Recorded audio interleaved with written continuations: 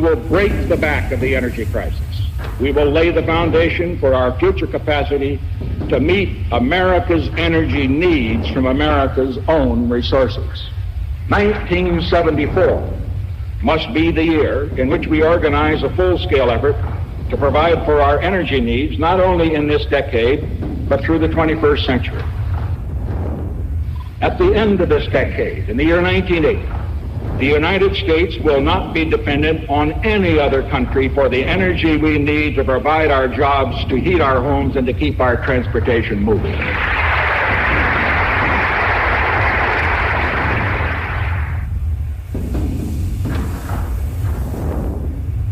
The world price of petroleum has quadrupled in the last year. I'm recommending a plan to make us invulnerable to cutoffs of foreign oil. It will require sacrifices, but and this is most important, it will work. Bluntly, I must remind you that we have not made satisfactory progress toward achieving energy independence. Energy is absolutely vital to the defense of our country, to the strength of our economy, and to the quality of our lives. Such vulnerability at present or in the future is intolerable and must be ended.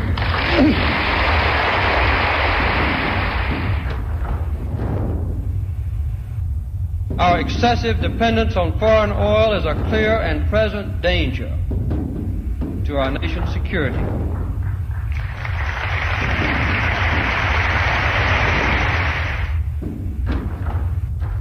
And here we have a serious problem. America is addicted to oil, which is often imported from unstable parts of the world.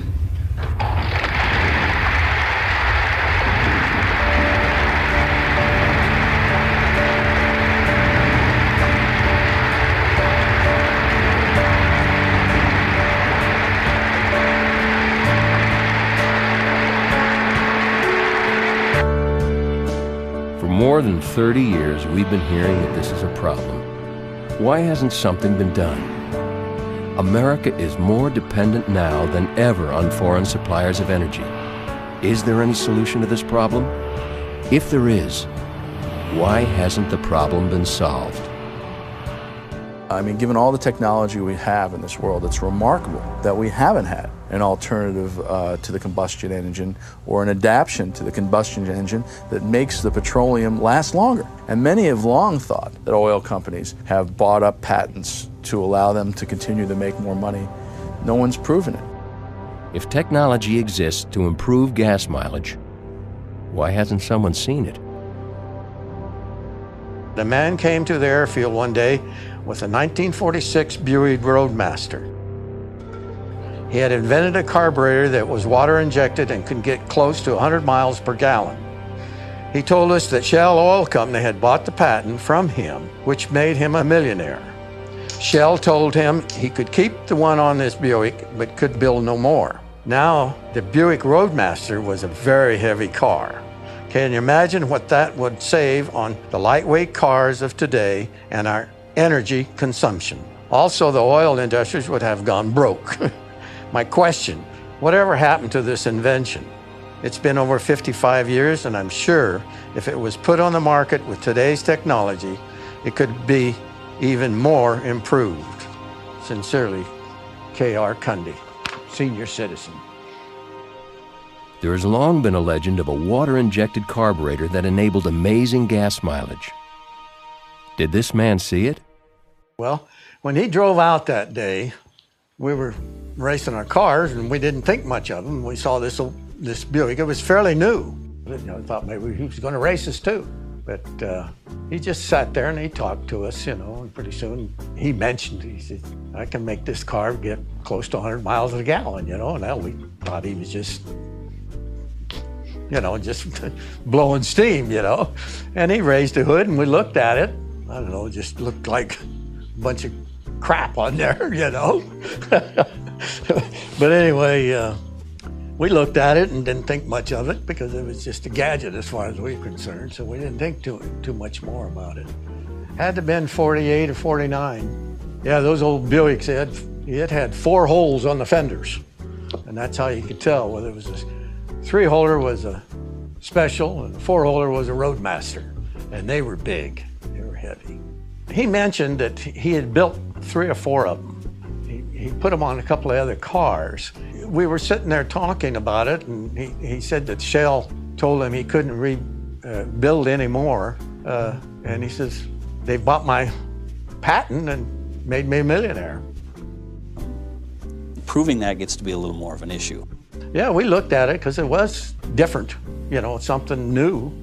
And how it worked, I couldn't tell you. Because it was really just a gimmick to us. You know, we didn't think anything would ever come of it. Buick Roadmaster, curb weight, 4,465 pounds. Hummer H3, curb weight, 4,700 pounds. The Roadmaster weighs almost as much as a Hummer. What if a Hummer could get 100 miles to the gallon? Did Shell Oil really bury this technology? They've done a pretty good job covering it up. People who've looked haven't been able to find those patents on the record. In 1946, a man living within 20 miles of Modesto, California, where Ken Cundy raced cars, registered this patent. This particular device is a very simple concept that takes water and humidifies it and allows that humidified air to be drawn into a carburation system, such as an internal combustion engine in an automobile. Conceptually, I can see it does a few things. When you add humidity to the air, it allows the thermal properties of the air to cool the engine and make a more even combustion process, which prevents pre-ignition, and that's one of the claims in the patents. It may readily be seen that with a device of this kind, higher compression ratios can be utilized, materializing more power and fuel economy, and also permitting the use of lower-grade fuels. That alone is a big improvement in the efficiency of an engine. We all have had the knock in our automobiles before, and so this reduces that. It can also increase power, I believe, by allowing you to use a lower octane gas or just increase your torque. Either one is possible. So I see fuel economy opportunities with this. Why don't we know about this technology? Why? That's the question I'm asking, and why I wrote the letter. I says, what happened to that? Who would you call if you had this idea? Would you call Shell scientists? What if they had a laboratory less than 10 miles from your house? Here at the Agricultural Laboratory near Modesto, California, it's a modern laboratory, complete to the last detail. The old Shell building still exists today. The inventor's son was originally excited to participate in this film, but will no longer return our phone calls. I believe that maybe Shell wants to sell gas.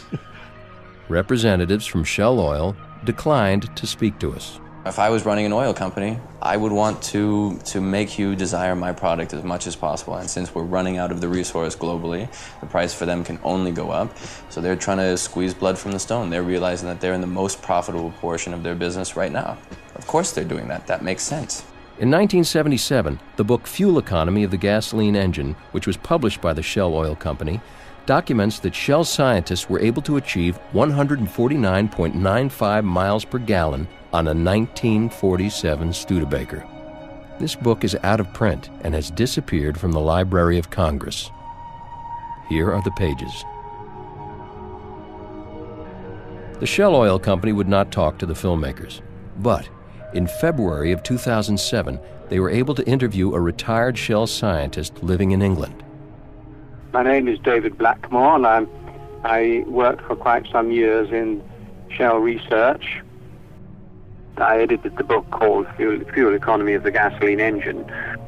And we normally would test our fuels in real or sometimes prototype vehicles and engines that we would have contact with the motor industry, the motor manufacturers. It began in one form or another. It's 60 years ago, just before World War II, 1939. A race to see how much gasoline we need to run our car 1/4 of a mile. During the first vehicle just before the war, I think that particular one was in fact a converted vehicle from a road vehicle at the time, and I think that first one was something like 49, 50 miles per US gallon. When the specials began, it was they managed to get into the hundreds of miles per gallon, but there was still some quite excitement in a few years before the 1,000 mile per gallon barrier was broken, which I think didn't happen until the late 1970s. What have we been doing while scientists have been getting 1,000 miles per gallon?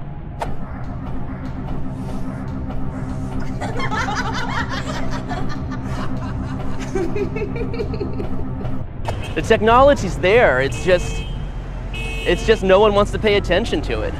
Well, the technology is there, and we could use it in the marketplace. There's no will to do so. Did this man witness an invention that could have changed history? I wish we had it today.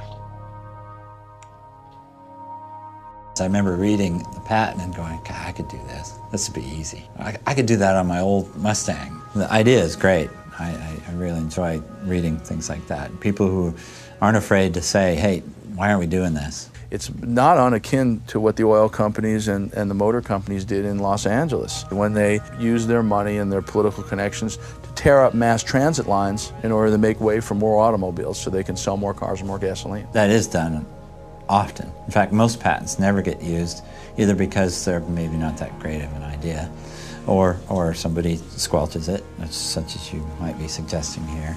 As opposed to a local ripoff of Los Angeles, for which there was actually convictions. This is a worldwide ripoff. This is a worldwide crime. It's a crime that is potentially responsible for the polar ice caps melting, for the Icelandic coast falling off, for the warmer weather we're going to have continually, according to scientists, because of the pollution. If we used less petroleum, a lot less petroleum, because there was better technology, our planet would be there longer. I would bet that the gas prices back in those days were probably around 5 cents per gallon, and the goal was to sell as many gallons as possible. So if Shell, the Shell Group, had their capitalistic hat on, they want to sell as much of it as they possibly can. And maybe nothing else mattered. I don't know their corporate ethics. And maybe it's just pure greed. If this device had been used instead of shelved, what would the world be like today? That can't be possible, but it is possible. My name's Ernie Pierce, and for a living I work for Continental Airlines. Started out as a mechanic and worked my way up to where I was a technical supervisor. Along came this article in the paper about a gentleman named Tom Ogle down in El Paso, Texas, and he invented a car that would get 100 miles to the gallon. And so I was really interested in this idea. So I read this article and it showed a picture of his car, and the more I read, the more interested I got in what he was doing. So I had an old 72 Pinto sitting in the backyard, and I said, I'm going to try this thing. So I took this 72 Pinto and got myself a propane tank for my little project. So I took the propane tank and took it to a guy and had a chamber put on the bottom, like Tom did with his. One thing you have to understand, the only thing that makes a cylinder pop is vapor. When you run a carburetor, the only thing that makes a cylinder pop is vapor. When you run fuel injection, the only thing that makes that engine run is vapor. It's whatever vaporizes in that cylinder under pressure that burns. Raw gasoline will not burn. If you flood a car, you can't get it started, and it's got all the gasoline in the world in it. So if you only put vapor in the cylinder, you're going to get 100% burn. It's not anything like the car that I worked on, but I can give you an example of what I would do if I wanted to run this car on vapor. I'd take the suction line and I'd hook it up to a tank here so it was pulling a vacuum into this suction line. It would run through the air conditioning compressor out the pressure line. I put a reducer on it and bring it around and put a vapor carburetor here and run it through a vapor carburetor, so I run on vapor. If I ran out of gas vapor, I'd flip a switch and I'd run on gasoline. So that's a secret. Now that's basically what Tom did. He was running strictly on vapor that comes off of gasoline. That's why he got 100 miles to the gallon. I didn't get 100 miles to the gallon with my system because it wasn't as good as it could be. But if you took it to a dealer or a major company, They could improve upon the idea then, and we'd have something fantastic today. What happened to Ernie's invention? When I was working on this project, I went to Las Vegas and was sitting in a parking lot out there, and out of the clear blue sky, he hollers at me, "Did you ever hear the story about Tom Ogle?" And I said, "Well, what about him?" And they said, "Well, you know, he's the guy that invented the vapor car." I said, "Okay." He said, "They found him in the desert dead from an overdose of drugs." I said, "Is that right?" He said, "Well, you don't think for a minute that they'd let one man change the way they do business with gasoline, do you?" Just dawned on me, why would that guy holler at me? I never prompted anything about anything but this. Now, isn't that amazing? I was ready to run this car on Riverside Raceway. I had the manager at Riverside Raceway ready to set that up with the press and everything. And this man told me, he says, "I'll give you 6 months and you're a dead man." But when you find out that Tom's not here anymore and they found him out in the desert dead, that's where they found him, that opens your eyes a little bit. We'd gone back home and I'd continued working on the car. But about 2 weeks after that, my wife noticed them first. Who are those two guys sitting out in front of the house all the time? I have no idea. They just made themselves very visible. We knew after a while, after about 2 weeks, they were watching us, and we knew why. You know, there's two guys sitting across the street with a video camera. You know who they are. Why else would they be sitting there? You know, it's pretty obvious. That was enough. I just let it go. I didn't want my wife to get hurt, and I didn't want to get hurt, so I just took all the parts off the car, put the car up for sale, and sold the car. Ford Motor Company, if you want to work on this system with me, all you got to do is give me a call. So it seems like somebody would be able to break through, that the oil companies can't kill off every single person who comes up with those ideas. What actually happened to Tom Ogle and his invention? I suppose there's probably not a month goes by what I think about it. Maybe sometimes just days. Just think about it. Tom Ogle and his invention and what could have happened. And especially when I'm watching the nightly business report and see that crude oil prices is up to $90 and maybe going to be $100. Well, Tom was, he seemed like a likable sort of a fella. He was friendly and everything. I think he, like a lot of teenagers, you know, he liked to have his good fun and stuff, you know. Tom Ogle worked for Wiley's friend Jim Peck in his auto shop. It was during this time when he told Jim about his idea for the vapor engine. So I would go out to the shop at different times and talk to him and things like that.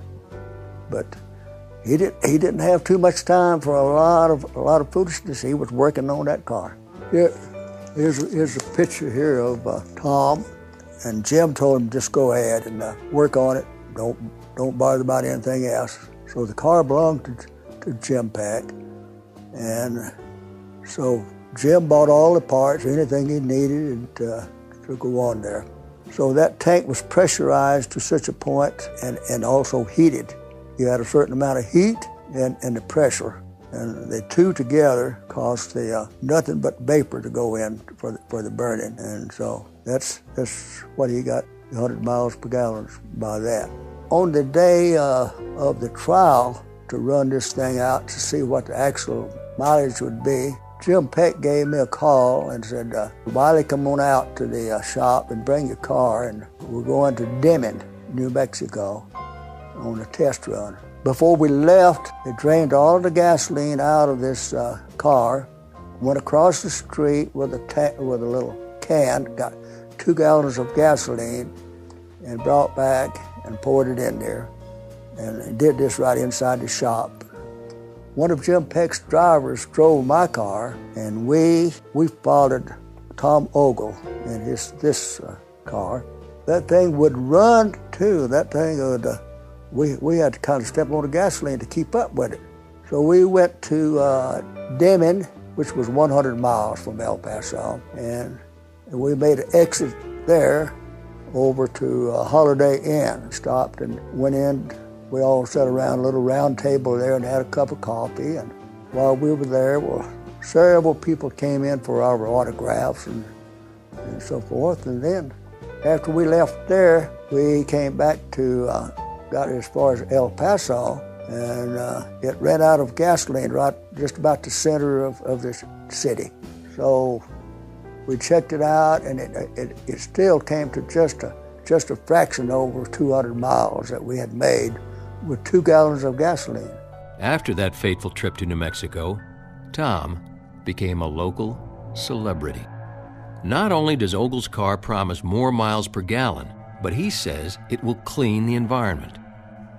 I've had the oil companies try to buy my unit with the agreement that I'd never build another. I refused to sell, and the only thing they had left was to try and break me in court. So it makes you kind of wonder how they got to him and got that thing, if he felt that way. But eventually, Tom found a company in Washington that he felt would take his invention to market. They claimed that they were going to take it up to their place, and they had the technicians and everything that was going to refine that thing, you know, up to a better point than what it was. His was sophisticated enough to get him dead. After his Oglemobile was taken away, Tom was found dead in his car. According to an investigator, his death was due to alcohol and an apparent overdose of the drug Darvon. I've often wondered about that. They found him out, found him dead. It was often speculated that Tom's death was due to suicide. Quite a few that I've talked to said that they really didn't think it was suicide. Somebody got to him, but nobody really knows.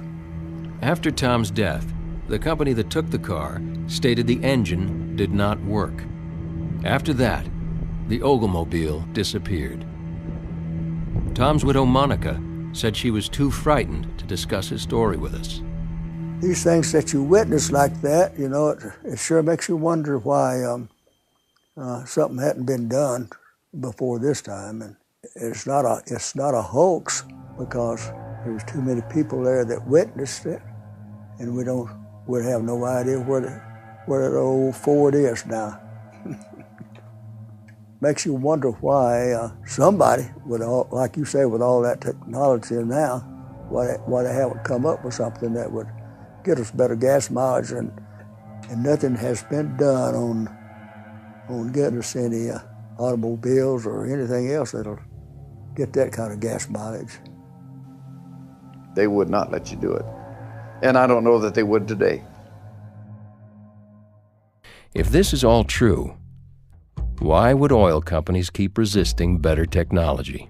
Corporations, of course, are not set up to be good citizens. They're set up to be money-making machines, and they happen to have the most profitable money-making machine in the world. Well, there's this operant paradigm that gets, really lodged in people's brains called greed. And when you look at the profits of the oil companies today, it's a no-brainer why this is still going on. And yet, why people aren't standing up to resist it is a question that I certainly don't have an answer for. In just 25 years, global energy demand is expected to increase nearly 50%, with oil and natural gas needed to meet the majority of that demand. The amount of petroleum products that are consumed is so enormous, it's hard to even comprehend. At current market prices, the bill for the world's petroleum consumption is more than $2.5 trillion a year. That's greater than the U.S. government's entire annual budget. Smell the coffee. Are the oil companies really sticking it to our gas hole? Just a yes or no answer. Well, Senator, there are no easy yes or no answers in this business. It's just a simple question. No, it's much more complex than that. He's right.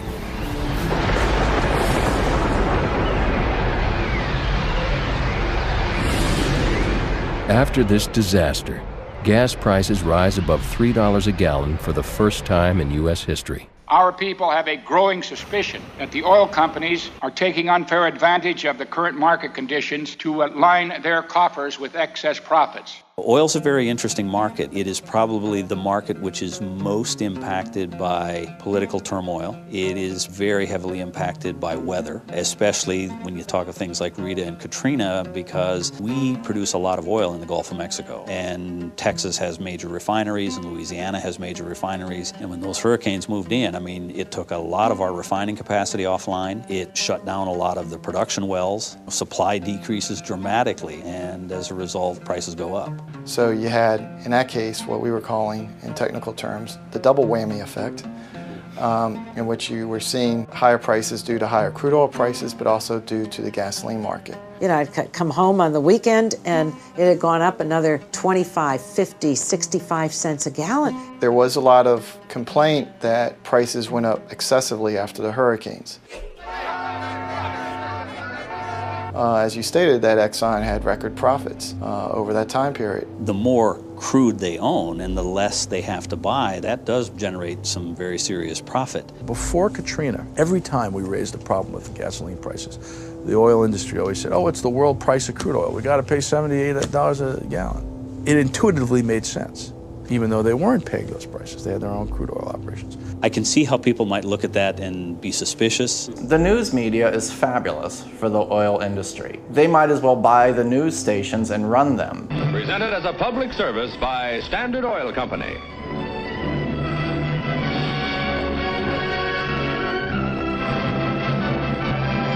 Any kind of crisis that comes up, I mean, Middle East to hurricane to any natural disaster, they use all of that information, I feel. For as much concern as there was about the rising gas prices, did the gas prices reach a point where millions and millions of people decided to get a new vehicle, or decided to cut out the family vacation, or everyone decided to carpool? No, it didn't reach that. It wasn't large enough for people on a real broad scale to change the kinds of cars that they drive or the kinds of fuel that they're going to seek out. I think the real wake-up call could be, global warming and the Katrina, things like that. But I think it's going to take a tidal wave coming over LA or something for people to be like, oh, maybe there's a correlation there.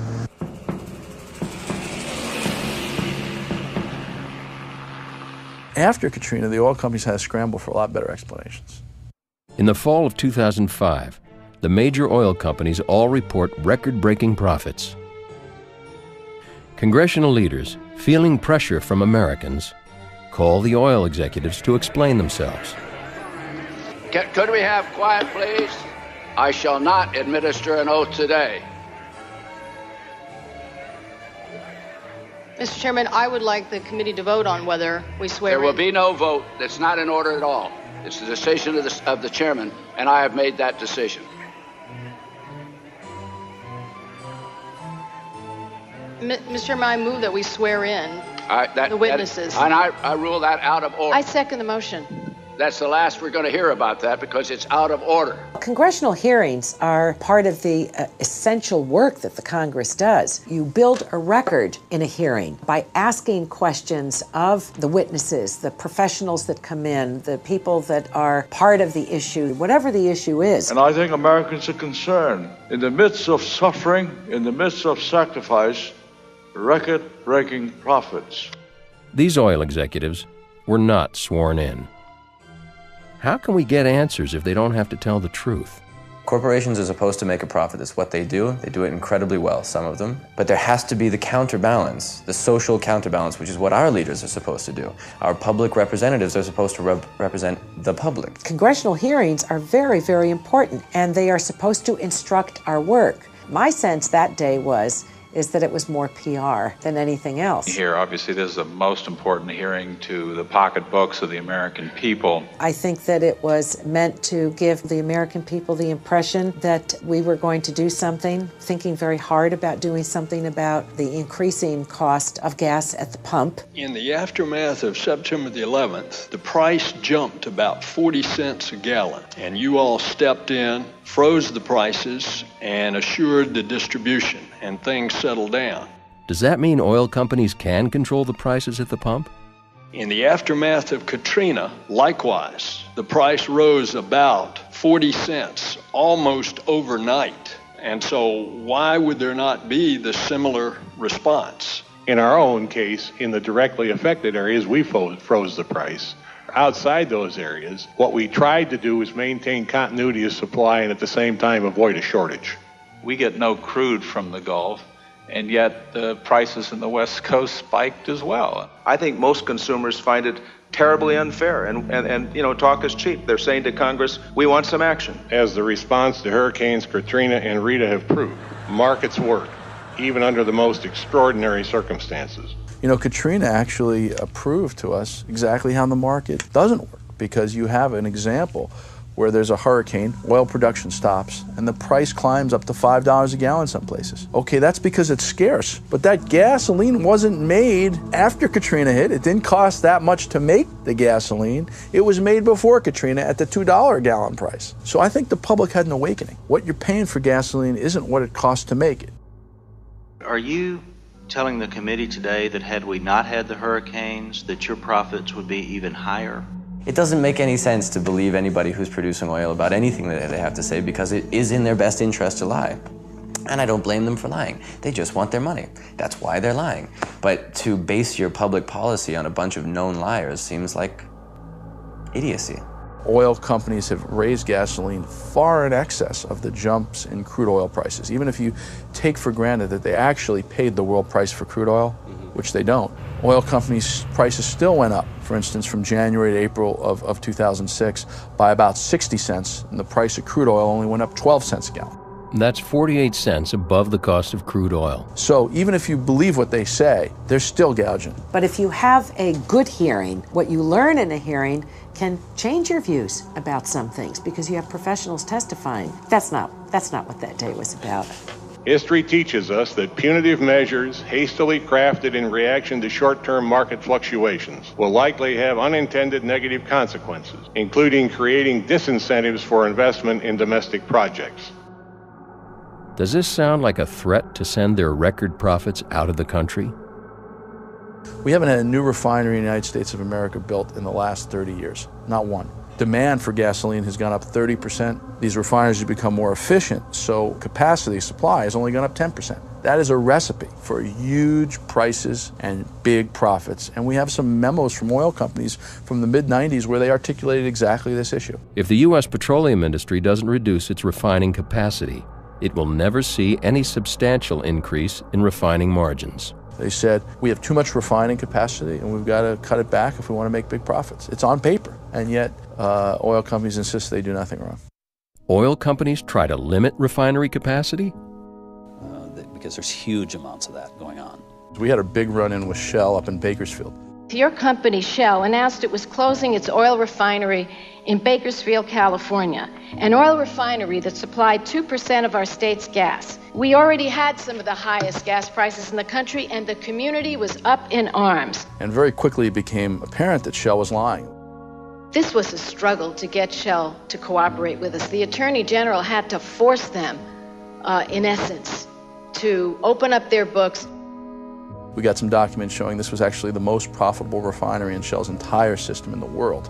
Internal documents showed Bakersfield Refinery was making the biggest marginal profit of any Shell refinery in the country.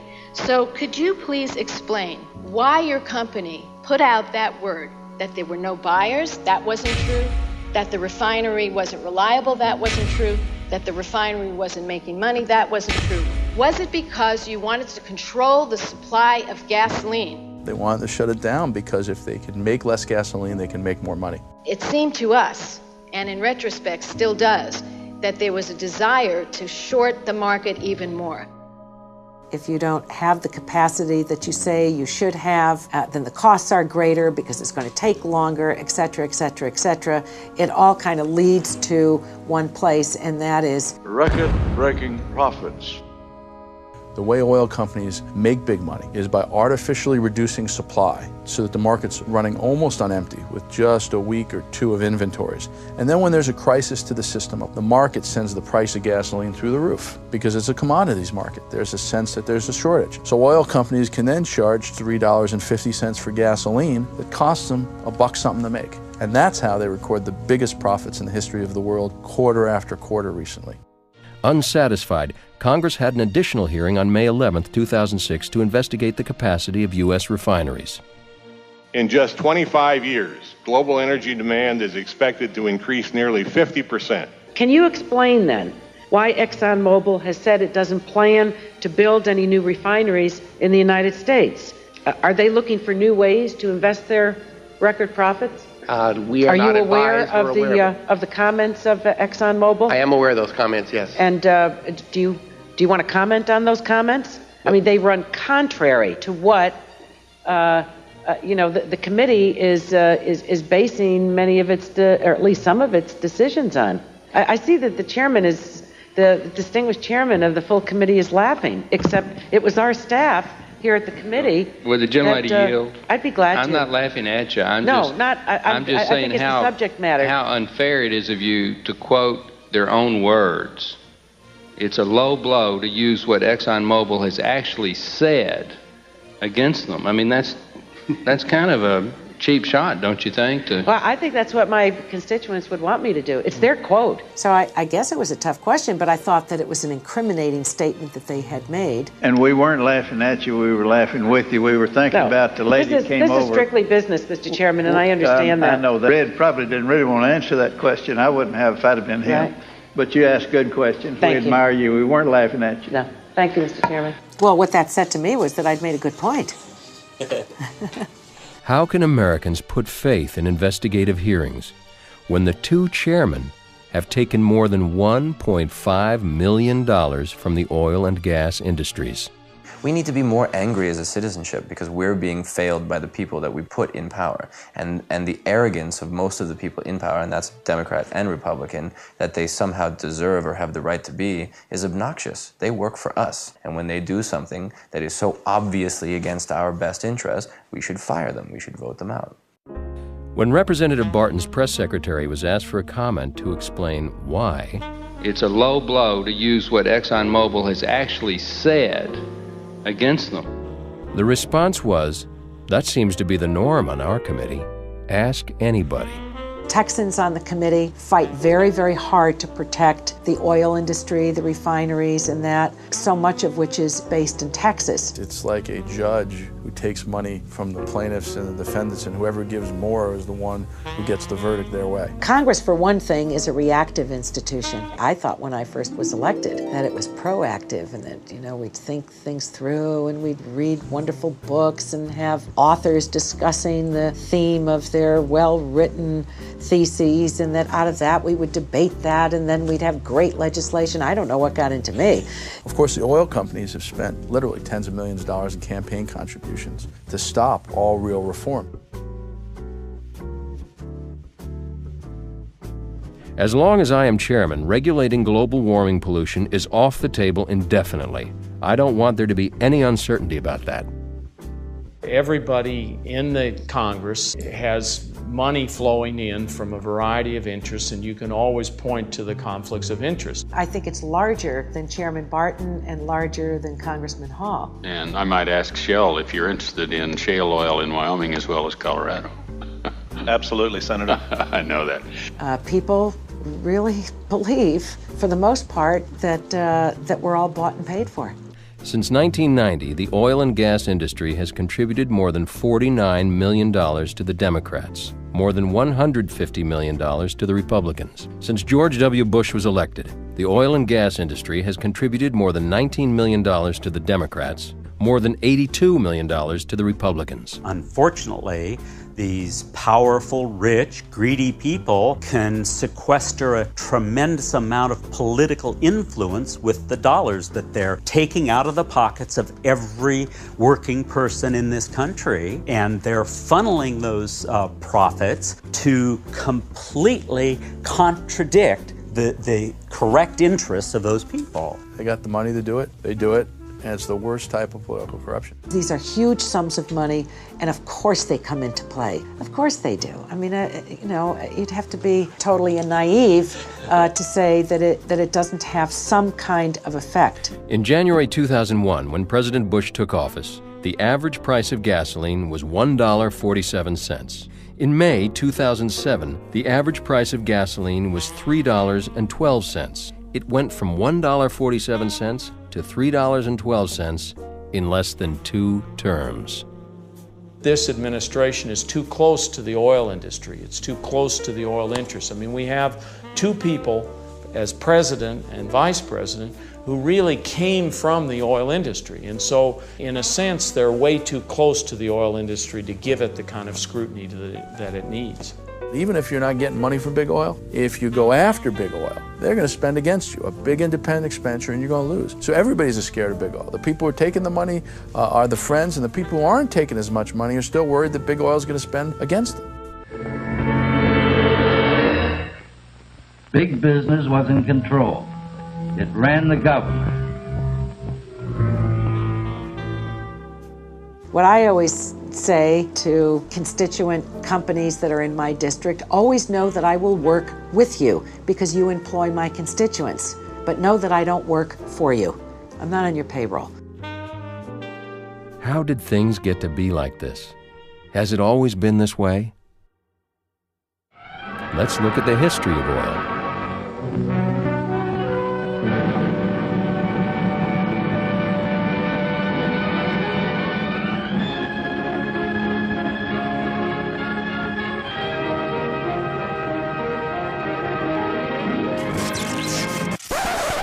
Cheap oil prices have been a big part of growing civilization over the last 150, 200 years. How did it start? Let's ask the professor. It really started in 1862. John D. Rockefeller and a couple other individuals formed a small refining company in Cleveland, Ohio. The oil industry at that time was a very new industry, and it was an extremely competitive industry. And what Rockefeller noticed is that prices would skyrocket, and then there would be overproduction, and the bottom would fall out of the market. And as a result, he started to think that there might be a way to gain more stability in the market if you could consolidate a number of companies so that they could coordinate their decisions. If companies coordinate their decisions, can they control the market? He and his associates began buying up a number of refineries, and by probably about 1882, the Standard Oil Company was in control of about 80 to 90% of the refining capacity in the United States. Standard grew huge, primarily via merger. The chosen method was to buy people out who were in trouble. And when representatives of Standard Oil would approach competing refiners with offers to buy, sometimes the refiners were happy to sell. If they weren't happy to sell, then Standard would sometimes use other tactics. They were certainly very much in favor of any kind of industrial spying that they could engage in. They also would use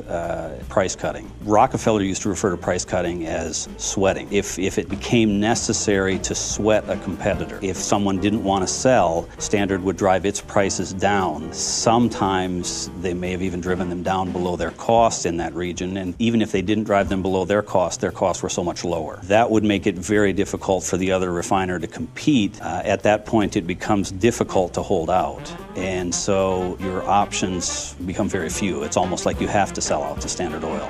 What I say goes, see? I'm the law around here. How Standard was able to do that is they would simply lower prices in one area, keep them higher in all the other areas in which they operated, or even raise them in other areas to compensate for the lower profits or losses they might be incurring. Now, normally that's not a very rational strategy, but it may have served Rockefeller quite well in terms of setting an example of, when I offer to buy your refinery, I would suggest you sell to me. If you force me to sweat you out, I will still buy you out, but at a much lower price. Now, Rockefeller also thought that having refining control was not sufficient because the oil still had to be shipped, and that shipping almost always occurred by rail. Rockefeller next strikes a deal with the railroads to get rebates on his shipments.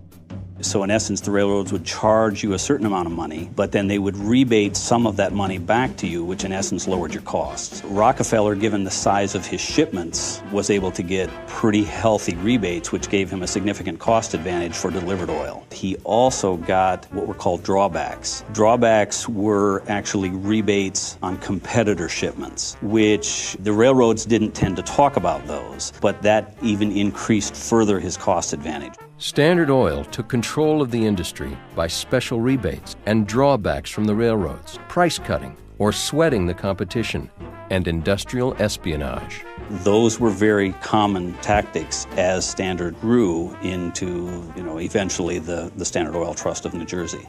By 1899, Rockefeller and Standard Oil have almost complete control of the oil industry. So they had retail outlets, they had wholesale outlets, they had oil fields, they had huge control in refining, and they had very significant control in transportation. The supposed goal is to stabilize the industry, but another goal could be that less competition may lead to higher prices and less choices for consumers.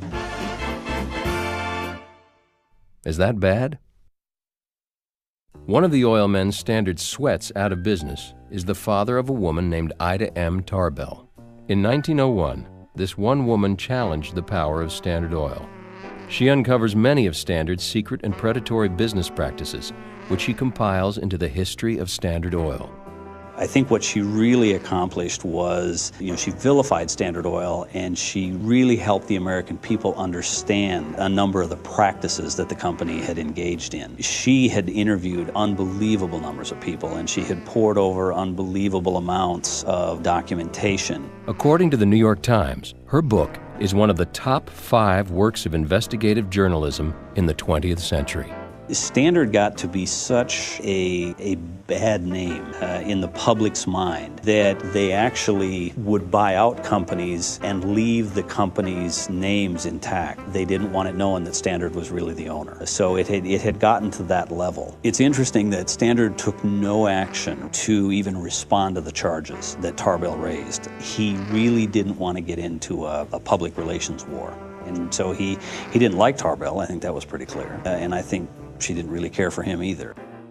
I find it fascinating today. Companies care very much about their public relations. And in that period, Standard's approach was keep quiet and it'll hopefully go away.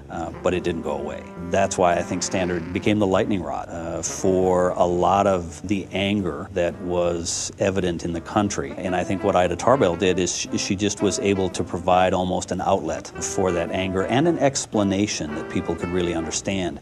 Because a lot of Standard's tactics weren't well known. Or maybe I shouldn't say well known. They weren't well understood. Even the courts decided they couldn't wade through all that information.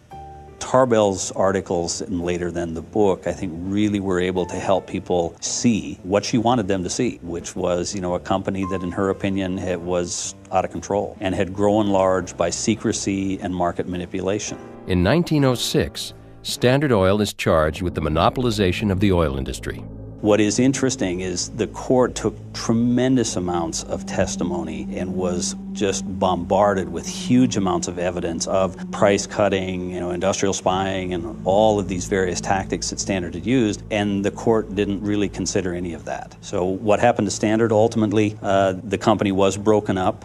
It was broken up into primarily its 20 subsidiaries. What happened as a result of the breakup is that we basically substituted 20 regional monopolies for one national monopoly. There wasn't really much in the decree to actually make the oil industry more competitive. In fact, what they said was the people who owned the shares of stock in the trust would actually get the same percentage of shares in all the subsidiary companies. And within about a year or two, the price of the stock of all the subsidiary companies had more than doubled. So the stockholders, of which John D. Rockefeller was the biggest one, the breakup was good business. They made a lot of money. Instead of punishing Standard Oil executives, the breakup made them even more money. The largest of the subsidiary companies form a new cartel commonly referred to as the Seven Sisters. There were 5 U.S. companies: Standard Oil of New Jersey, which we now call Exxon, Standard Oil of New York, which is Mobil, Standard Oil of California, which is Chevron, Gulf, and the other American company was Texaco, and then the 2 other international companies were British Petroleum and Royal Dutch Shell. And the Seven Sisters are sometimes referred to as the international majors. And for probably at least 30 years, maybe longer, they exerted a lot of power in the world oil markets. All of these companies are descendants of Standard Oil. During the 50s and 60s, the Seven Sisters do significant drilling in the Middle East. It probably lasted up until about 1970. With the success of OPEC, that put a lot of pressure on the Seven Sisters, and that just tended to kind of dissolve. Today, the descendants of Standard Oil have started to merge back together.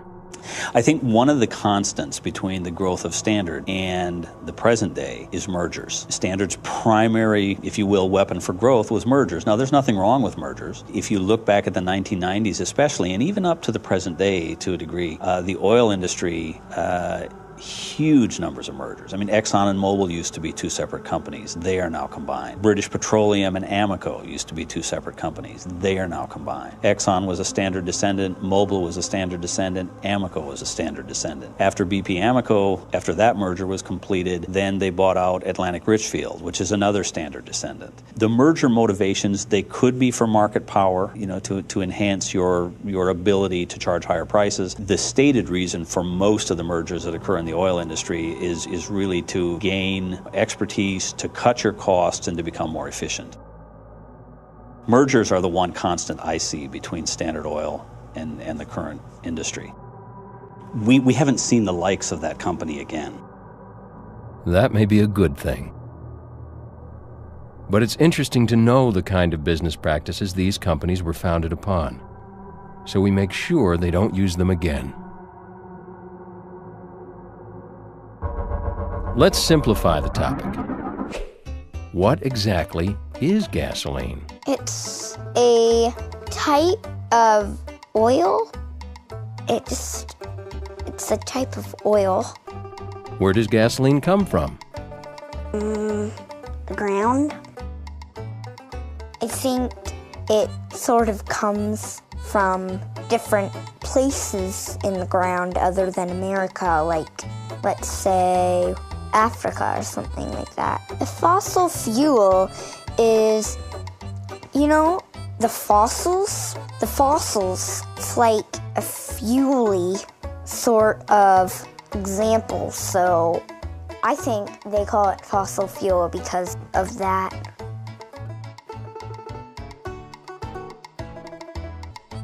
Okay, too simple. Let's try again. How is the price of oil set? Most Americans think that somebody rigs these prices. Please, somebody describe in detail how the price of oil is set. Are you rigging the price of oil? Or is somebody rigging the price? Who chooses to answer the question first?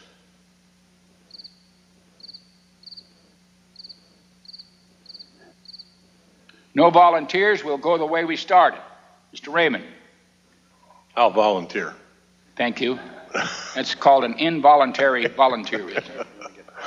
Tell me, from the time it comes out of the ground, how is the price set? The price is set on the world market by willing buyers and sellers as to what willing sellers are willing to sell it for and willing buyers are willing to pay for it. Well, it's not so important that you know how these things are done. I don't understand that. I don't grasp that concept. I'm not sure my constituent is pleased with the answer, but nonetheless. What the oil companies have to realize is this is hurting the whole country. We're hurting. In other words, if you keep raising the price of gas and people can't even afford to drive their car to work, you're hurting your country.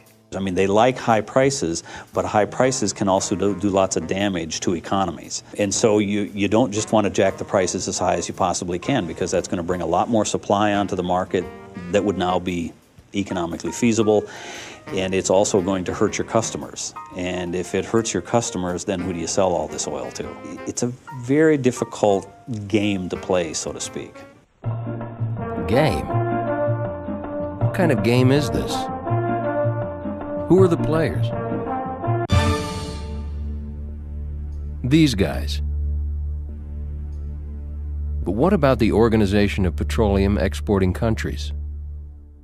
OPEC was founded, I believe, in 1960, and what they really decided was they wanted to have more control over the rate at which their natural resource was being extracted. In Iran, Britain suffered another reverse with the nationalization of its huge oil industry and confiscation of the properties amid scenes of violence.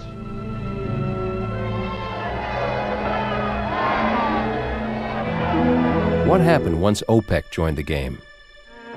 It was not until the Mideast oil embargo in the fall of 1973 that most Americans began to recognize the vital role that energy plays in our lives, and that we could not look to domestic energy supplies to fill all of our needs. Gasoline stations ran dry. Factories were forced to close. Lights were dimmed. Thermostats were lowered. Carpools were formed. People took the bus. Then they talked about it. Then they talked about it. Then they talked about it.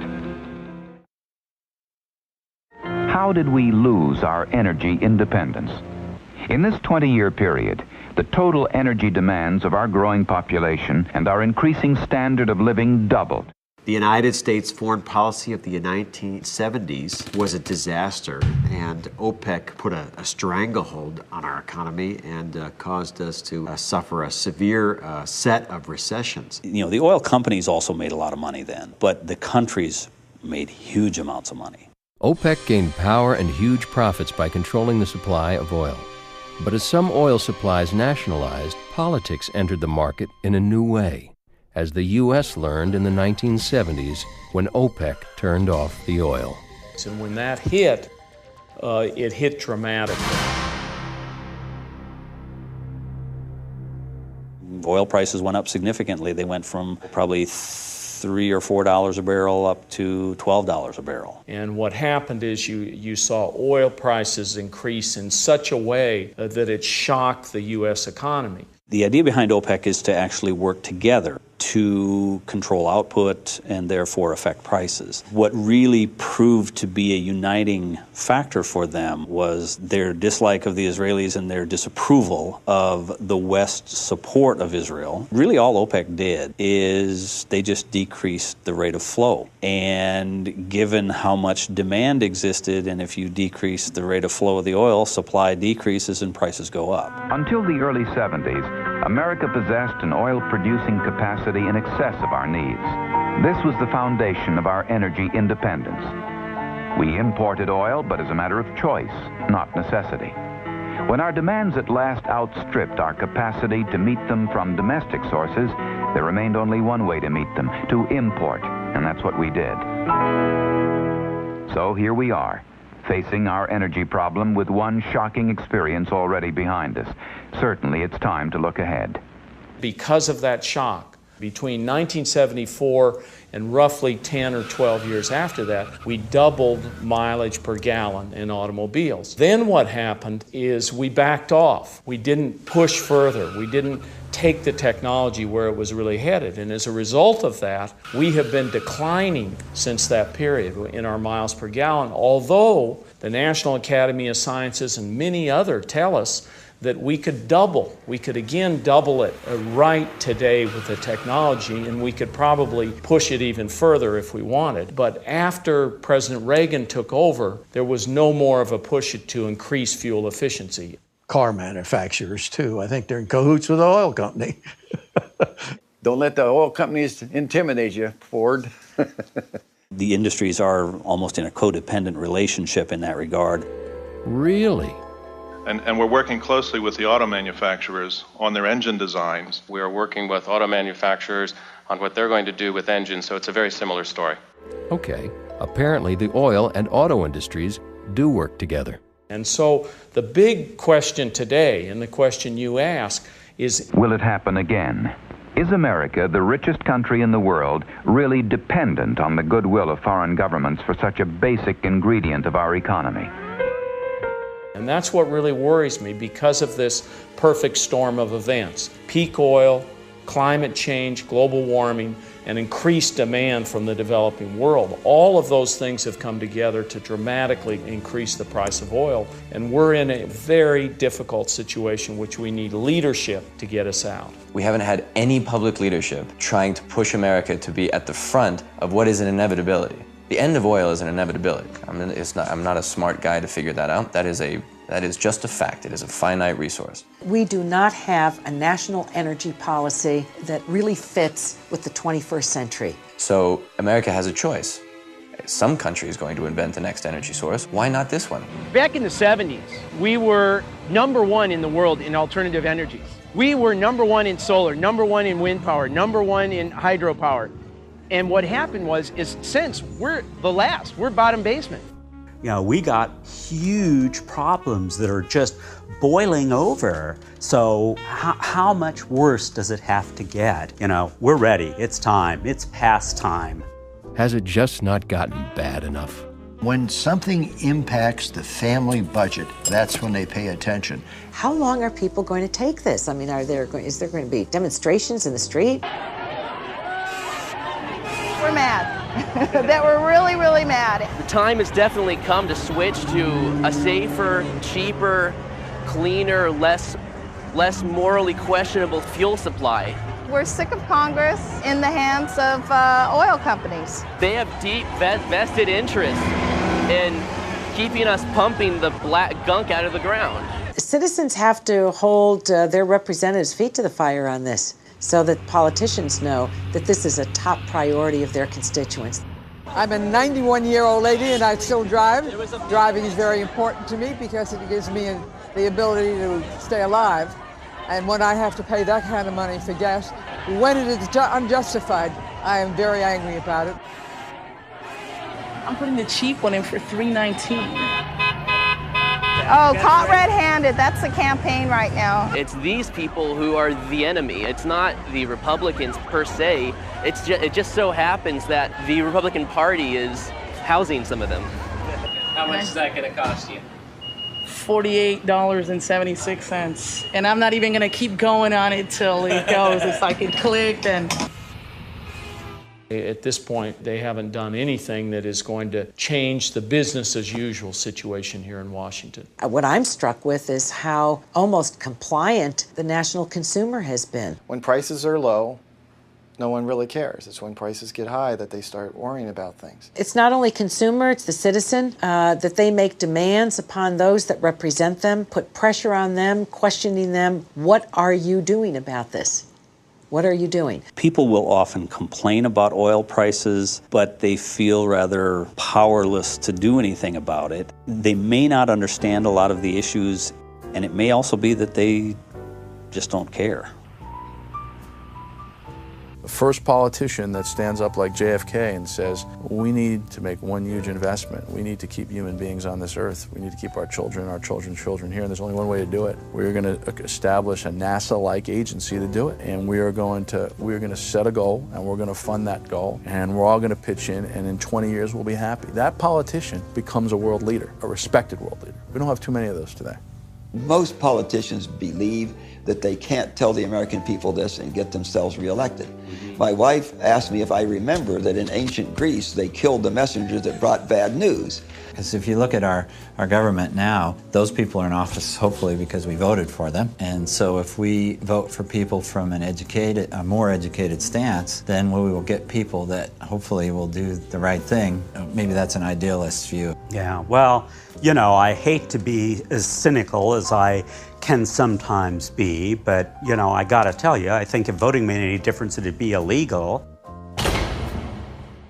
Okay, you hippies, that's enough politics. We'll leave the global warming debate to others. Let's look at something that affects us all right now, such as where we get our oil from.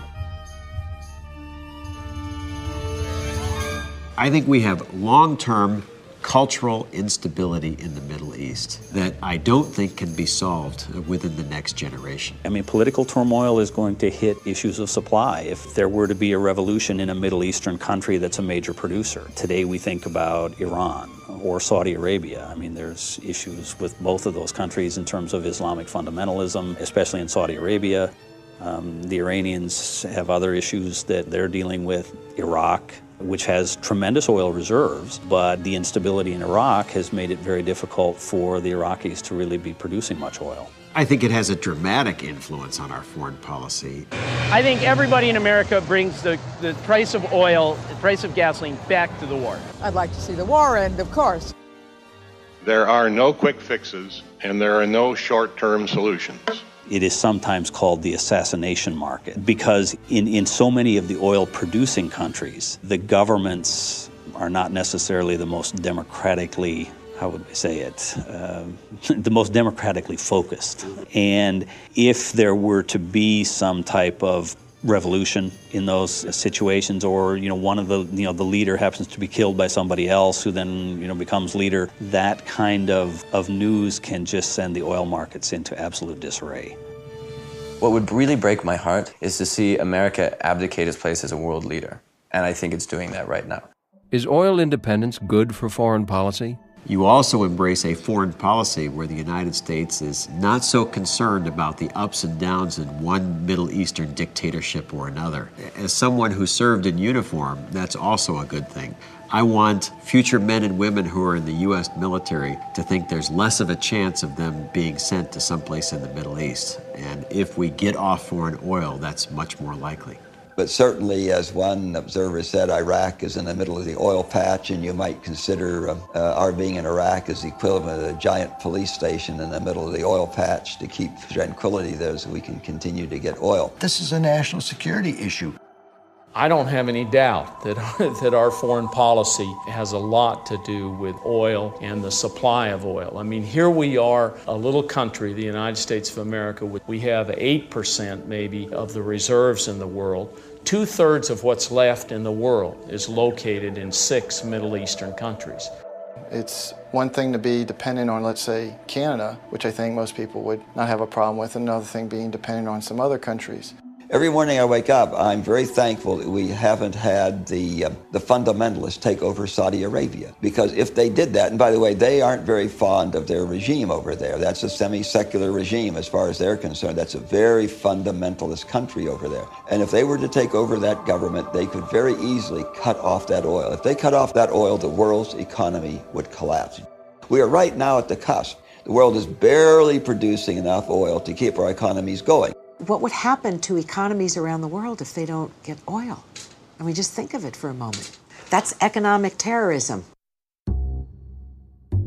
ExxonMobil is the world's largest non-government petroleum company in operations in 200 countries and territories. Almost 3/4 of our business is outside of the United States. The latest number I saw was 60.3% of our crude is imported. 2/3 of our capital program, that's 65%, is outside the United States. How much do oil companies worry about the U.S. when 2/3 of their investments are in other countries? There are many unstable parts of the world, but frankly, many of those places we don't have to care as much about because we and the Europeans and the Japanese don't depend on them for energy. The United States and European Union don't care about countries without oil? We should not be as dependent as we are on foreign sources for something that's very vital to fuel our overall economy. Because while we're paying those oil dollars, they are then using them and funding the terrorism that's coming back to haunt us. And the irony of this is, so much of the dollars we're sending abroad, particularly to the Middle East, to purchase this product, ends up in the hands of people who are not very nice in terms of the way they view the United States. That's why we have to move away from the dependence on Middle Eastern oil. It's for these very reasons. And in many respects, we're paying them to undermine us. That doesn't make much sense to me. Another aspect to that scares me the most of all is the fact that countries like China are coming online and consuming oil at a rate that will equal ours, if not exceed it. China doesn't have much in the way of oil production ability. They do produce, some oil, but the rate at which their economy is growing and the rate at which India's economy is growing, their oil demand is just going through the roof. That's why it's important for the United States to lead on conservation technology and new forms of energy. If we take a proactive stand now, I think we'll not only benefit our own environment, but we will also be trade leaders because every economy will experience high energy prices, and the market that leads first will benefit most.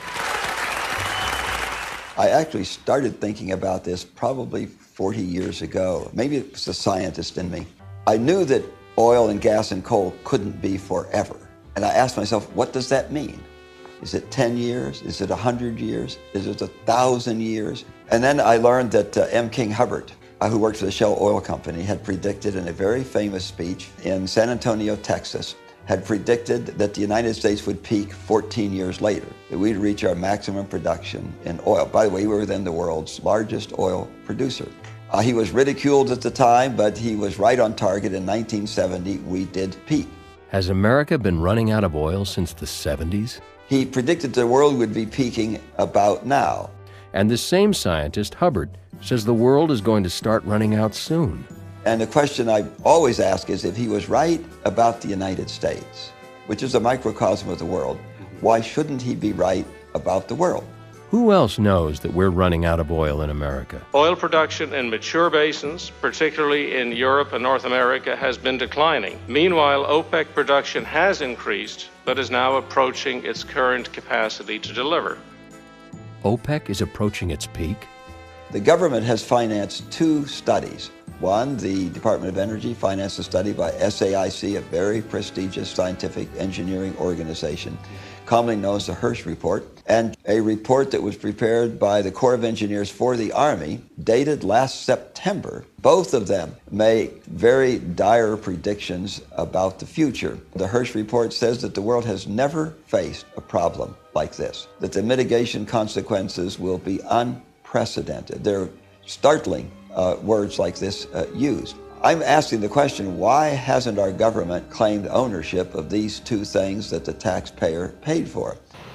The oil industry says one thing. Scott Noman, manager of Exxon's Economics and Energy Division, on Tuesday briefed aides with the U.S. House Energy and Commerce Committee on the company's oil demand outlook, according to committee staff member who attended. Quote, Exxon said they don't want to build any new refineries in North America because of flat demand for petroleum products by 2030.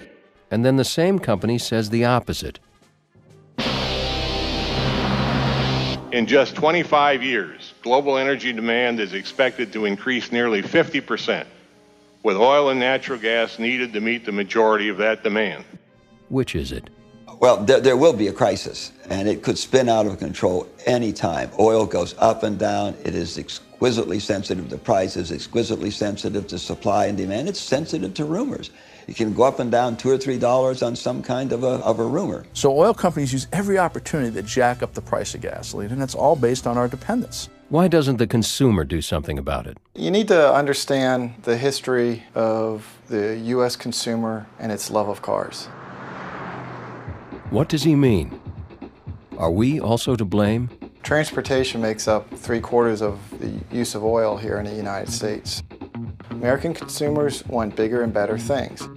Where a lot of that technology is going over the last 20 years, instead of going into increasing the miles per gallon, it's gone into making the cars run with more power behind them at the same miles per gallon. The manufacturers are selling increased performance, but when they're talking about increased performance, they're talking about shaving off seconds in the time for acceleration to go from 0 to 60. Now, I don't know who has to go from 0 to 60 in a time like that. Maybe law enforcement officials, so you could provide some special consideration for them. But the fact of the matter is, the technology is there. There's not a will to use that. People treat cars as a given. Oh, it's my car. I turn the key and I drive it. I never change the oil. I don't check the air pressure in my tires. I just drive it. I never watch. I don't do anything. I just get from A to B. A lot of what the consuming public does is driven by advertising. Is if something shows up on the television repeatedly, whether this is for advertising or in the news, we may overestimate the extent to which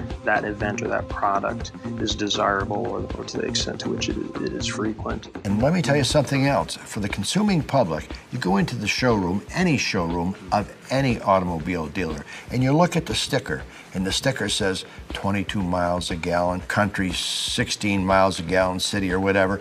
It's all phony. Those figures are inflated by at least 40%. It's even been publicly acknowledged by the environmental protection agencies. He means the Hummer's advertised 15 miles per gallon is actually more like 9 miles per gallon. One of the areas in which mass advertising can certainly have an influence is that it tells people what is possible to own. If we don't see it advertised, then we don't believe it's possible. The auto industry will tell you, we produce what the consumer wants, yeah? But the consumer wants what television advertising tells them they want. Is there a price gasoline has to reach before we buy more fuel-efficient cars?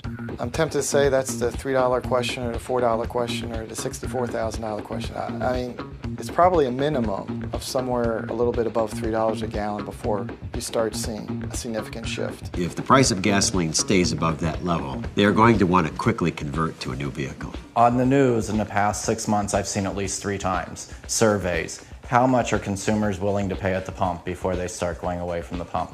Well, it's free advertising for the oil companies. I love the fact that the oil companies are sitting in the background going, Joe, they just announced they'll pay $5 a gallon, raise the price. Okay, Sam, it's a deal. I don't know that that's what they're doing, but I really do feel like that's what they're doing. So God love them, and I love the fact that the oil companies take advantage of that, but I hate the fact as a consumer who now has to fill up a boat with 3,600 gallons of diesel that I'm paying that much more at the pump. If you're thinking about how do you get people to buy different kinds of vehicles and get them to think about changing their behavior in the interest of, reducing our reliance on oil, reducing pollution, and so forth. That benefit, it's not so much personal as it is a benefit to the collective, to the society as a whole.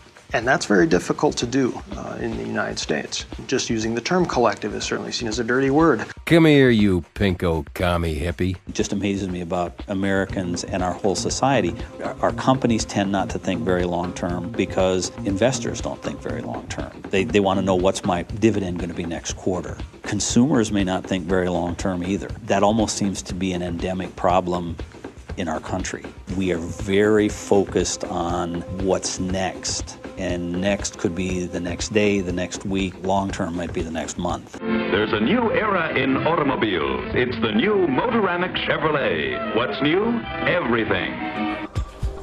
If you buy that environmentally friendly car right now, unless it was a lot cheaper or gets much better gas mileage, is a lot more reliable or has more room for you, the benefits overall as far as helping the environment and so forth are much more distant in the future. And long-term collective benefits are a lot more difficult for people to imagine and apply to themselves as opposed to an immediate personal benefit. So in some ways, people are acting quite rationally in their decision-making in that case. We can do it, but the only way we can do it is make cars smaller, therefore more fuel efficient, but less safe.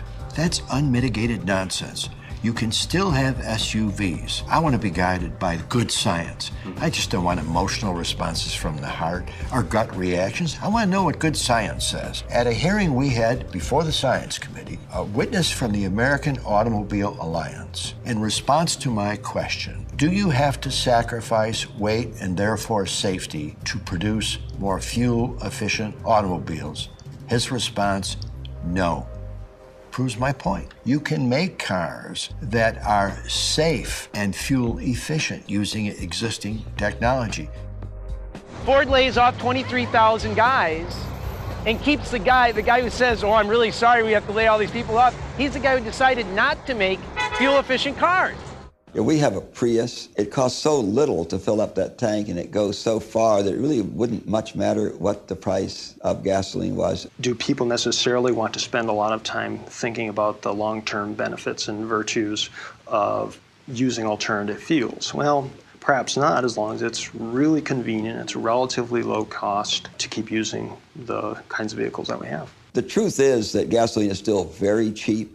President Bush, in his last budget proposal, did quite significantly increase the amount of money going to alternatives. But that doesn't mean we couldn't have done a lot more of that a lot sooner. We certainly know now that what we are using is damaging our environment. And we can do this, but we can't squander time. The Chinese say that a journey of 1,000 miles starts with a single step. If we can spur some of those technologies and so forth, that would allow us to be less dependent on oil. But they do need help at this stage of the game. I mean, we have to move to biofuels. The good news is the technologies are there. Tell us about Rudolph Diesel. He used peanut oil as fuel for his diesel engines, I think primarily because that was before petroleum products really arrived on the scene. Regarding fuel for his engine, revolutionary thinker Rudolph Diesel said, "The use of vegetable oil for engine fuels may seem insignificant today, but such oils may become in course of time as important as petroleum." Rudolph Diesel dies mysteriously on a voyage across the English Channel. After his death, the diesel engine was marketed as though it only ran on petroleum-based products. it took nearly 90 years to begin to overcome this misconception. A power source like that must be a highly prized state secret. I had to find out about it. I think the most important component to the expansion of biofuels is educating the consumer so that they understand the benefits of biofuels and the difference that it can make. My name's Joe Blackburn, and I'm the West Coast Operations Manager for BioBeetle Eco Rental Cars. Business is very brisk, and it seems like people are getting it about biodiesel and the environmental positives it offers, and virtually a zero global warming carbon impact due to the growing of the feedstock, consumes just about the same amount of carbon dioxide as the vehicle emits, and of course it's a sustainable fuel and no war is required. It's going very well, and we need more cars. Well, currently I have 3 USA gas stations that are selling biodiesel. It is a much cleaner fuel on a number of levels, not only for the engine, but for the environment. I mean, if you spill it, you can mop it up and throw it away. It's biodegradable, it's non-toxic, you can drink it. You can actually drink the biodiesel? You can. It's like somewhere between table salt and syrup, so it's not going to harm you. It doesn't taste good, but you can. Here in LA, it's coming from Coachella Valley, a company called Imperial Western Products. So about 5 years ago, we began experimenting with making biodiesel from waste restaurant oil, and we scaled up the process, and then we built this plant that's behind me here. Right when we began, we were not able to sell biodiesel at a price comparable to that of diesel, so our market was small, mostly to people that were environmentally conscious and wanted to use biodiesel and were willing to pay a little extra for it. But now, as diesel prices have risen, we're now able to make the biodiesel and sell it at prices comparable to diesel, and even a little less than diesel. Biodiesel, it can be made from any oil. It's easy to make biodiesel. You can make it in your garage. I jest that I've gone from rocket scientist to lot boy, cleaning up cars and of course working in the space program. I'm far too anal to be in the rental car business. I had this opportunity because it was going on in my backyard to go to work on the Apollo program. I built all the first Apollo spacecraft, and I spent over 2,000 hours working directly with the astronauts and testing the spacecraft.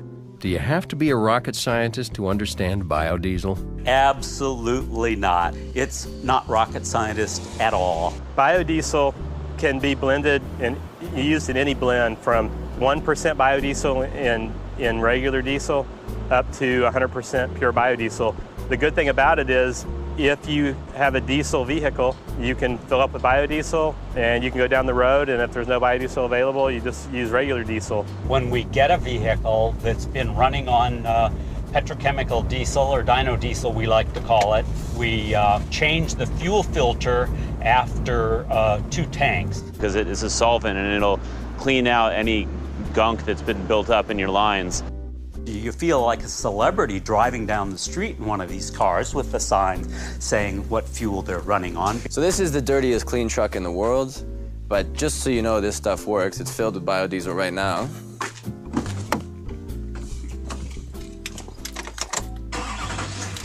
And that's the sound of a brand new diesel engine.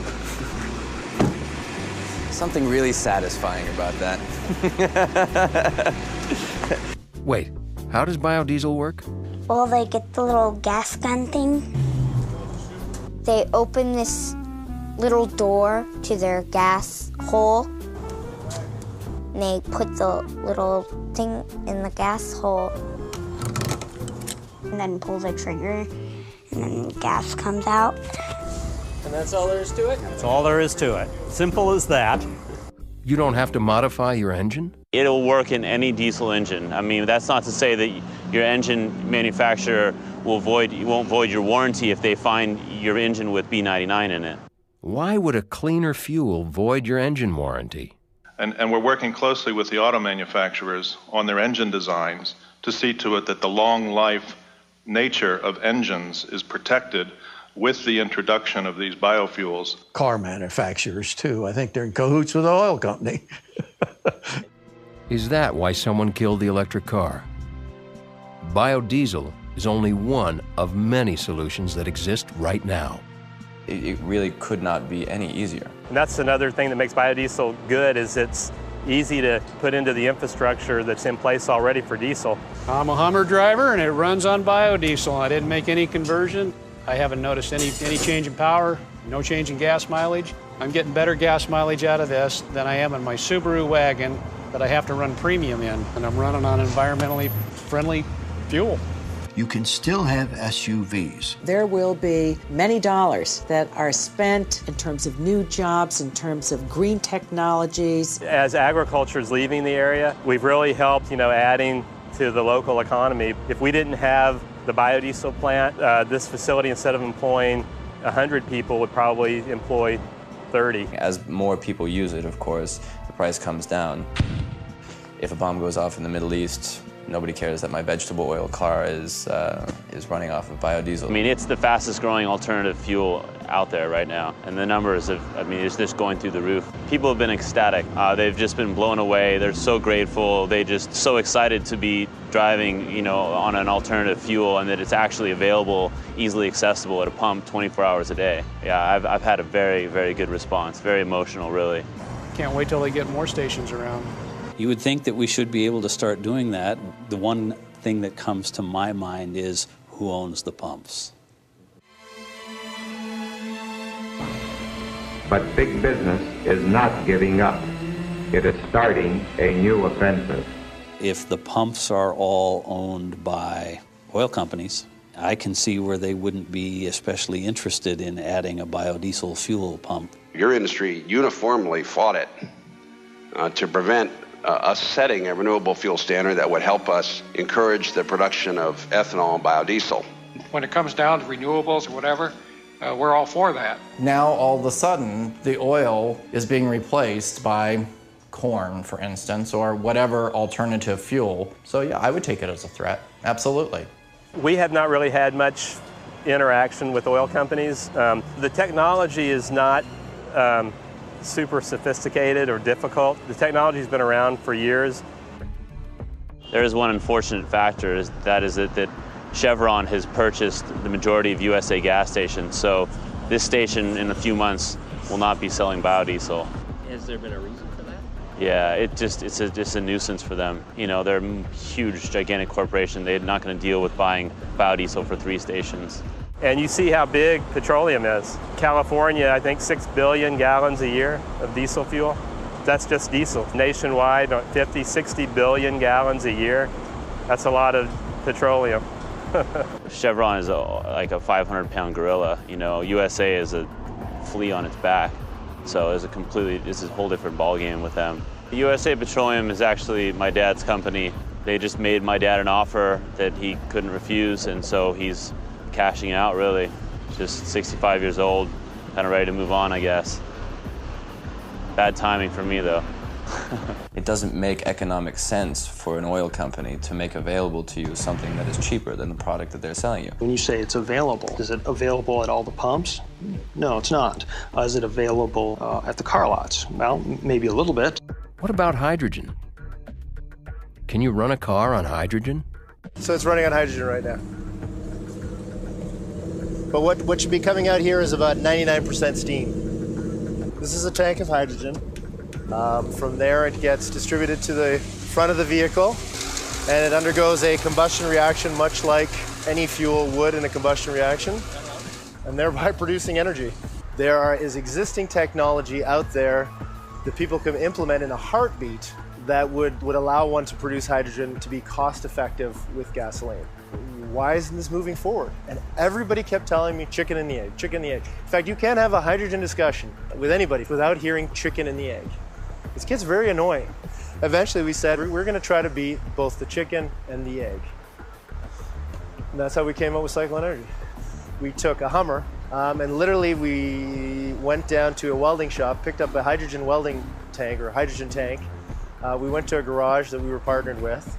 A couple of us stood around and basically drilled a hole in the air intake manifold. Did a little sort of calculations in terms of hydrogen flow rates, but basically just put the hydrogen into the air intake manifold, turned it on.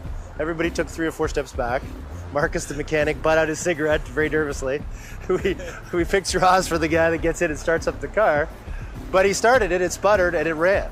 So that was a pretty big eye-opener what could be achieved. And then obviously doing research and then seeing that companies like Ford have hydrogen ICE vehicles ready to go, that BMW was working on this technology in the 70s, that the Axis powers in World War II when fuel was completely non-existent.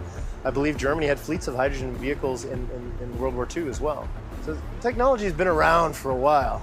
If you think about it, all the space missions, all the remote power in very difficult situations, and obviously in very tricky, combustible, risky kind of environments, those are all fuel cell powered. I mean, all the Apollo missions, their power in space was fuel cell powered. So the technology's been there for a while.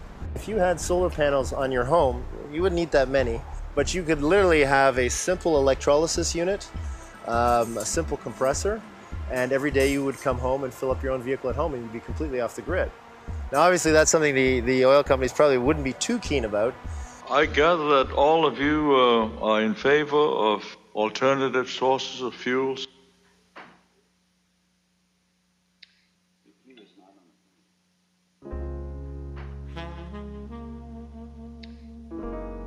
What have we learned? In 1893, Rudolf Diesel invents an engine that runs on peanut oil. He then dies mysteriously, and we're told his engines are only run on petroleum. By 1906, Standard Oil has taken complete control of the oil industry. In 1939, Shell scientists get 49 miles per gallon in a converted road vehicle. In 1946, a patent is registered for a water-injected carburetor. A few years later, Ken Cundy meets a man who claimed to have invented a similar carburetor that got 100 miles per gallon, and Shell Oil bought the patent from him, making him a millionaire. Around the same time, Shell Oil scientists get 149.95 miles per gallon on a converted Studebaker. In 1956, M. King Hubbert, another Shell Oil scientist, predicts the U.S. will reach its oil production peak by about 1970. In 1970, the U.S. reaches its peak. Just after the U.S. peak, politics disrupt our imports, causing a crisis to the U.S. economy. During this crisis, Tom Ogle of El Paso invents a vapor engine that is documented as getting more than 100 miles per gallon. After his untimely death, Tom's invention is discredited and the car disappears. A few years later, Ernie Pierce uses Tom's idea to double the gas mileage on his old Pinto. But Ernie feels threatened and discontinues the project before he ends up like Tom Ogle. After a brief effort to improve miles per gallon and develop alternative fuels, gas prices drop and consumers forget. And now, as the world approaches the peak Hubbert predicted, what will happen next? If I had a market cornered on a resource that was becoming more and more scarce, I wouldn't want to give you an alternative either. If Exxon continues to look into alternative fuel development, we're going to see $10 million a year for the alternative fuel development and $400 million to the CEO. What we really need is access to explore, to drill, and add capacity of oil and gas. The type of money that has been made off dirty energy is astronomical, and it's bought an awful lot of public opinion. But the fact is that the United States is a mature oil province. Domestic production is declining. We've pretty much gotten all the easy oil. The new sources that people tend to talk about are offshore, and they tend to be very deep water. There certainly can be fields found that, haven't been found yet, but we've looked awfully hard. Everyone's got their pension funds invested in Exxon. People don't know it. They're not trying to do harm, but people have to be aware of where their money's going. And I think that hopefully we'll start to see large corporations realize the benefits of, corporate social responsibility. It is irritating when you know that there are things that could be used that aren't being used. Part of it is the way consumers react. I'm talking simply about, do I want to run a diesel? So the question becomes, what incentives do people have to move away from that? Because right now it's very convenient. The big question today, and the question you ask, is the United States of America prepared to change course, to change direction when it comes to fossil fuels? This is all about our country and the future of our country, both our national security and energy security, and not economic terrorism. What's the quote? Evil can only happen when good men stand by and do nothing. All that is necessary for the triumph of evil is that good men do nothing. So how long will this go on, and what do we do about it? At what point do we say enough? I don't know the answer. I don't know the answer. No, I don't know. Don't know. And I'll tell you, if we're going to get through this without some really, really serious bumps in the road, we're going to have a program that kind of is a mixture of the total commitment that we had for World War II, the kind of a technology commitment we had in putting a man on the moon, and the kind of intensity that we had in the Manhattan Project. These are pretty big issues that were solved by American ingenuity. The government has to establish some type of project, the way we did to put a man on the moon, in order to keep human beings on the earth. I do believe in people, and being American and somebody that worked putting America on the moon in the 60s, I believe in Yankee ingenuity and the kind of mentality that people are free, they can do what they want to do, and it's time to step to the plate and make this change in our energy future regardless. When you look at a picture of Chicago in 1900, you will see 99% horse-drawn vehicles. When you look at the same picture of State Street, for example, in 1907, you'll see a majority of vehicles were internal combustion engine. We can make the shift pretty quickly. They did it then, we can do it now.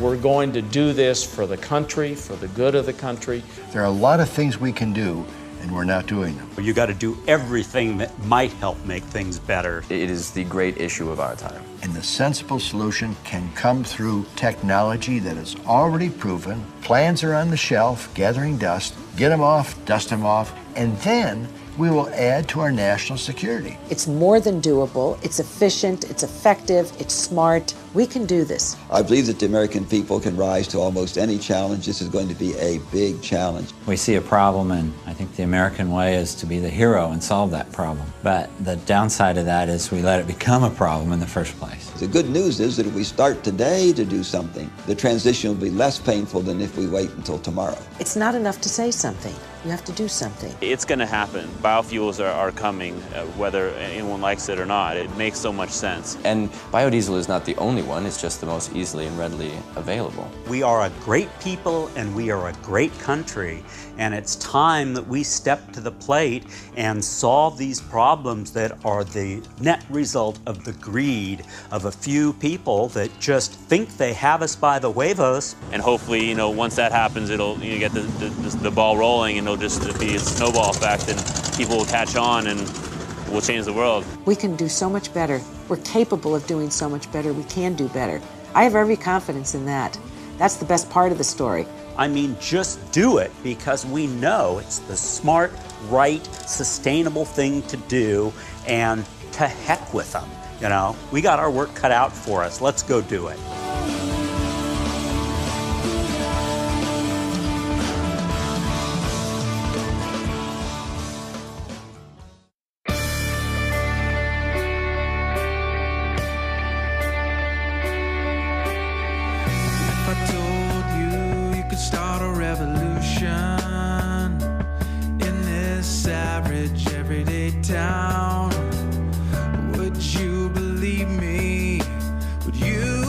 Just one thing that might seem a little crazy to lift up someone. It's gonna take love, it's gonna take time, gonna take everyone around. Make a change, make this world a place that we wanna live. It's gonna take a moment to turn it all around. Gonna take patience, so don't get down. Be the change in the world you want to see today.